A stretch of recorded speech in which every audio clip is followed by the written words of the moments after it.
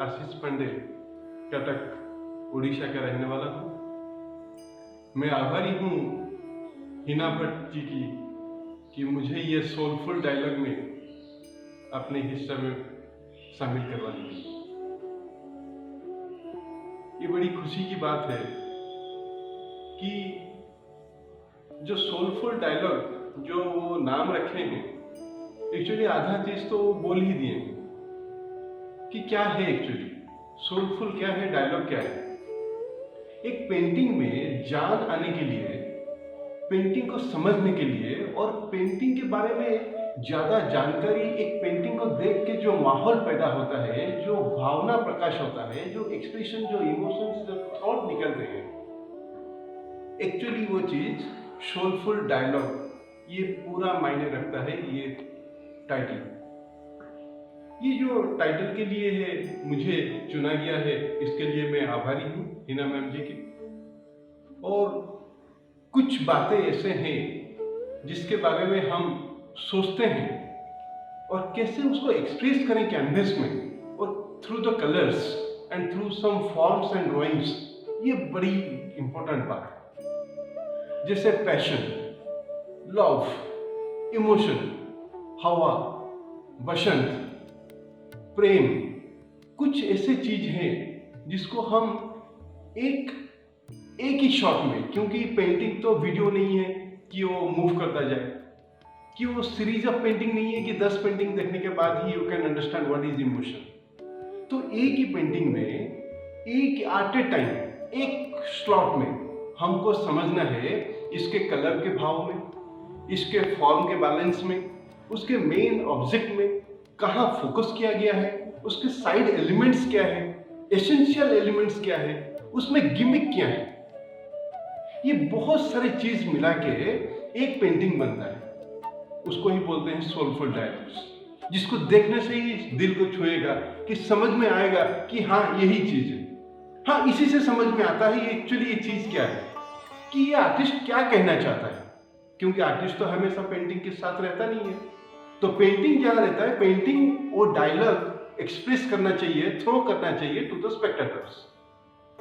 Spectator को समझ में आ जाना चाहिए टू कि ये आर्टिस्ट क्या क्या दिखाना चाहता था, क्या है इसमें। और सबसे इंपॉर्टेंट बात है कि एक पेंटिंग देखने के लिए एक जो चुंबक आकर्षण जो है उसमें वो रहना चाहिए, वो जिससे बांध के स्पेक्टेटर को रखना चाहिए। पेंटिंग उतना खूबसूरत होना चाहिए, पेंटिंग तो है ही बहुत खूबसूरत चीज, और उसमें वो सब चीज जान लगता है। इसलिए सबसे बड़ी बात जो मुझे लगता है, क्योंकि मेरे पापा भी कलाकार थे और जो उनसे मैं कुछ टिप्स लिया हूं, कि पेंटिंग बनाने के टाइम में सबसे ध्यान देना चाहिए कि उसके बैकग्राउंड में, कि हम वो बैकग्राउंड जो माहौल है, जो उसकी सराउंडिंग है, वो जो एनवायरनमेंट में हम प्लेस करना चाहते हैं, जो ऑब्जेक्ट को, जो मेन फोकस जहां करना चाहते हैं, कौन से एनवायरनमेंट में करना चाहते हैं। Background is also same importance, same weightage रहना चाहिए कि जितना हमारा मेन सब्जेक्ट पे फोकस रहना चाहिए। फर्स्ट। सेकेंड थिंग, कि हम कौन से कलर स्कीम में उसको ढालें, कलर क्या होना चाहिए, कितने सूदिंग होना चाहिए, वार्म में जाना चाहिए या कूल में जाना चाहिए, या वार्म कूल का कुछ कॉम्बिनेशंस रहना चाहिए। दैट मे बी 20-80, 60-40, 50-50, वो क्या होना चाहिए। ये सब चीज डिपेंड करता है कि हम क्या सब्जेक्ट लिए और कौन से टॉपिक के ऊपर हम काम कर रहे हैं, वो ये सब बहुत मायने रखता है। और तीसरी सबसे बड़ी इंपॉर्टेंट बात है कि हम पेंटिंग को कहाँ खत्म करें। ऐसे तो पेंटिंग करने के टाइम में तो हम करते रहेंगे, वो तो चलता रहेगा सिलसिला, लेकिन फाइनल टच हम इसी जगह पे पेंटिंग को खत्म करेंगे। ये कॉन्फिडेंस रहना चाहिए आर्टिस्ट को कि हाँ, पेंटिंग यहाँ से स्टार्ट हुआ और यहीं खत्म होगा।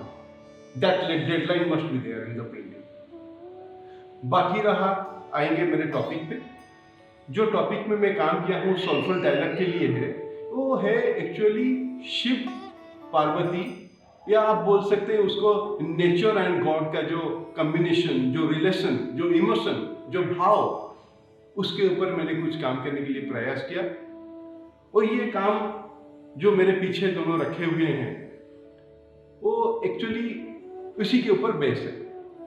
मुझे ज़्यादा समय लगता है टू मेक ए लेआउट कि मैं कौन से एंगल में ये रखूं, कौन से पोजीशन में रखूं फिगर को, कैसे प्लेसमेंट करूं, कहाँ प्लेसमेंट करूं, मेन ऑब्जेक्ट कहाँ रहना चाहिए, सपोर्टिंग ऑब्जेक्ट कहाँ रहना चाहिए, एसेंशियल एलिमेंट्स कैसे प्लेस करना चाहिए और कौन से कलर कहाँ देना चाहिए। ये सब बातें सोचते सोचते मुझे एटलीस्ट 2 दिन तो बीत ही जाता है, चला ही जाता है कि पेंटिंग के लेआउट बनाने के लिए। फिर मैं आता हूँ ड्राइंग कैनवस पे। कैनवस पे जब हम ड्राइंग करते हैं, ड्राइंग करने के बाद हम वही सोच को आहिस्ता आहिस्ता slowly we have to develop on the canvas.